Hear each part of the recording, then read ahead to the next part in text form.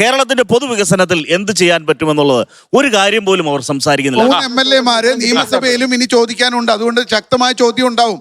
പക്ഷേ UDF അത് തന്നെയാണ് ഞാൻ പറഞ്ഞത്. ഈ ചോദ്യങ്ങൾ മാത്രമാണ് കേരളത്തോടൊരു മനോഭാവം തന്നെയാണ്.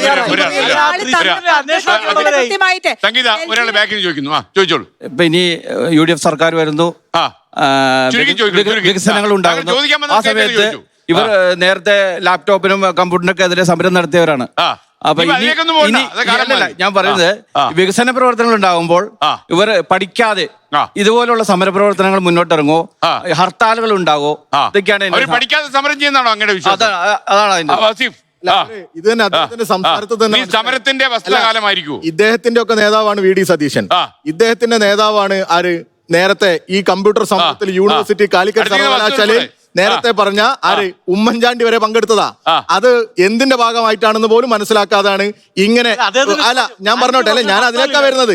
അതുകൊണ്ടാണ് വരുന്നത്. ശക്തമായ സമരം ഉണ്ടാവും. അത് സമരത്തിന്റെ രൂപം ആ സാഹചര്യം പോലെയാണ് ഞങ്ങൾ തീരുമാനിക്കുക. ഇവരെ പോലെ സമരം ചെയ്യാൻ വേണ്ടി സമരം ചെയ്യുന്നവരായി ഞങ്ങൾ മാറില്ല. സാഹചര്യത്തിന്റെ ഓരോ സാഹചര്യത്തിനനുസരിച്ചാണ് ഞങ്ങൾ സമരരൂപങ്ങൾ പ്രഖ്യാപിക്കുക, ഞങ്ങളുടെ നിലപാടുകൾ പ്രഖ്യാപിക്കുക. ഇവര് ഓരോ കുറ്റി പറിച്ചെറിഞ്ഞത് ഓർമ്മയില്ലേ? ഇവര് തുരങ്കപാത നടക്കില്ല എന്ന് പറഞ്ഞത് ഓർമ്മയില്ലേ? ഈ ദേശീയപാത നടത്താൻ അനുവദിക്കില്ല എന്ന് പറഞ്ഞില്ലേ? അങ്ങനെ അല്ല, അങ്ങനെയൊക്കെ പറഞ്ഞിട്ടുണ്ടല്ലോ. ഞങ്ങളതൊന്നുമില്ല. ഞങ്ങളുടെ ക്രിയാത്മകമായ ഞങ്ങൾ വരണ്ടെന്ന് പറഞ്ഞിട്ടില്ല. വരണ്ടെന്നൊന്നും എവിടെയും പറഞ്ഞിട്ടില്ല. ഇപ്പൊ ഇവര് ന്യായീകരിക്കല്ലേ? ഹർത്താൽ നടത്തിയവരാ സമരം നടത്തിയവരാ UDF. എന്തിനും ഏതിനും സമരം നടത്തി ഈ നാട്ടിൽ ഈ എല്ലാ വർഗീയതയും കൂട്ടുപിടിച്ച് മുന്നോട്ട് പോയവരാ UDF.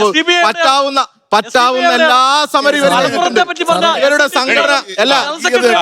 വർഗീയതയൊക്കെ പറയുമ്പോ മലപ്പുറത്തും കാസർഗോട്ടും ജയിച്ചവരുടെ പേര് വായിക്കും എന്ന് പറയാൻ ഒരാള്, ആ പേര് ഒരു സ്ഥലത്ത് എഴുതി വെച്ചിട്ട് വോട്ട് ചോദിക്കാൻ വേറൊരാള് ഈ തെരഞ്ഞെടുപ്പ് കാലത്ത് കണ്ടതാ.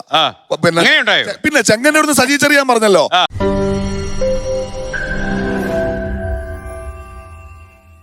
ലോകത്തെവിടെയായാലും ഏത് സമയത്തും 24 വാർത്തകളും ഓഗ്മെന്റഡ് റിയാലിറ്റി പാക്കേജുകളും എക്സ്പ്ലെയിനറുകളും വിശദമായി കാണാൻ ഞങ്ങളുടെ YouTube ചാനൽ നിങ്ങൾക്ക് സബ്സ്ക്രൈബ് ചെയ്യാം.